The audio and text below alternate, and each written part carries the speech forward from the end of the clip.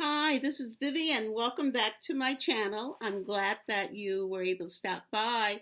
This is the second video on the Ho'oponopono prayer, the ancient Hawaiian prayer for manifestation, for healing your environment, healing your circumstances, be it financial, mental, spiritual. Uh, it works if you work it. So I'm going to talk with you today about just some of the features of the prayer that you may not be aware of it. Definitely by just saying, I love you, I'm sorry, please forgive me, thank you, will get the job done. But it's also good to know what you're working with, what you're doing, or to understand the prayer a bit more. So that's what we're going to be doing today. I'm really excited about that. Okay, so I want to begin by saying, please and like my channel. I mean, yeah, definitely like this video, and leave a comment if you have a question about anything that I've said thus far. Leave a question, and I will definitely get back to you. Um, and if you have some ideas of other things that you'd like for me to talk about, I'd love to hear that. And also, subscribe to the channel and press that bell so that when I do have more content coming, another video coming, you'll be aware of it. So I'm really happy that you're taking time to learn more on how to be successful, how to have your life the way you want it. So you don't have a clue about how everything is happening around you, consciously or unconsciously. It's impossible. And body and mind are regulating themselves right now without you being aware of it. And a lot of invisible signals are in the air, from radio waves to thought forms that you have no conscious sense at all. You are indeed co-creating your own reality right now, but it's happening unconsciously without your conscious knowledge or control. This is why you can think positive all you like and still be broke. Your conscious mind is not the creator.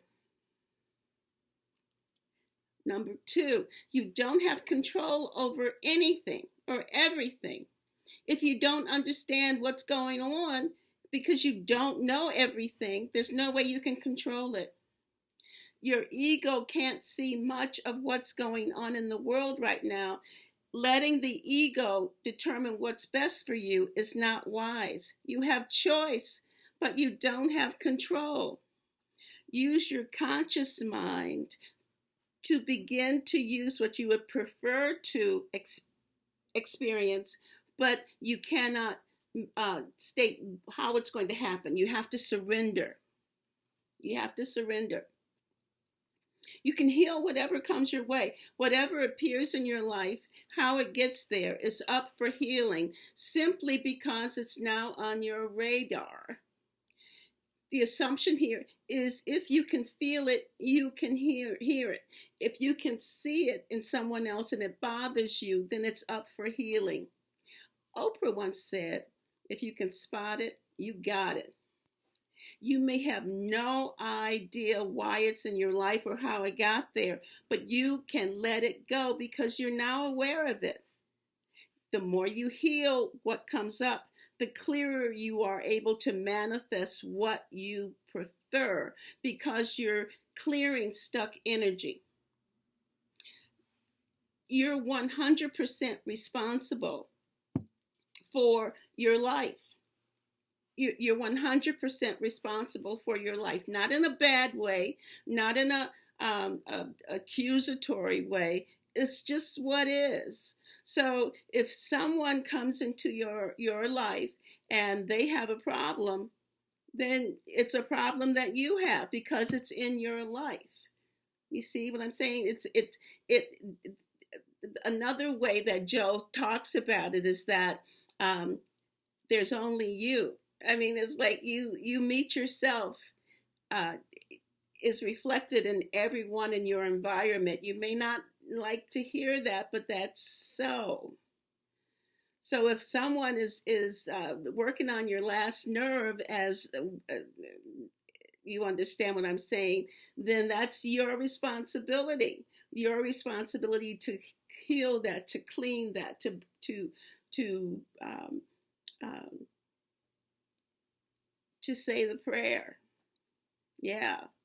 And then the most important thing here is that the most important thing, the four lines: I love you, I'm sorry, please forgive me, thank you. The most important thing is that you love. You have to love. I was listening to music earlier when I was jogging, but you have to love. That is the source to the divine, to infinite wisdom, to intelligence, because you're inspired. You're inspired by it. And love is the key. So I love you. I'm sorry. Please forgive me. Thank you.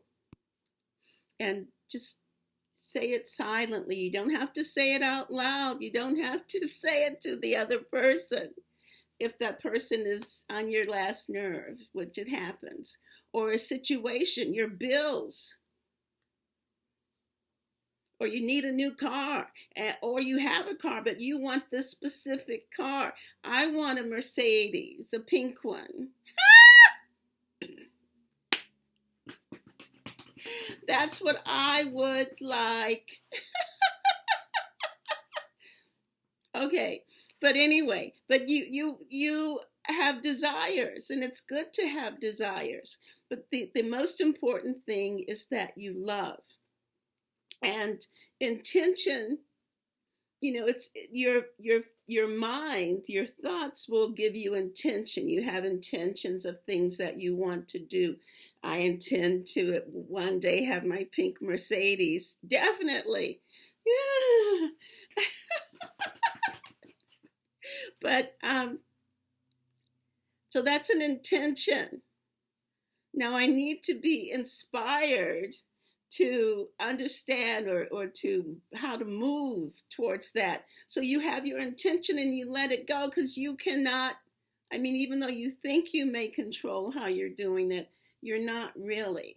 It's all in divine order. As I always say, everything is in divine order.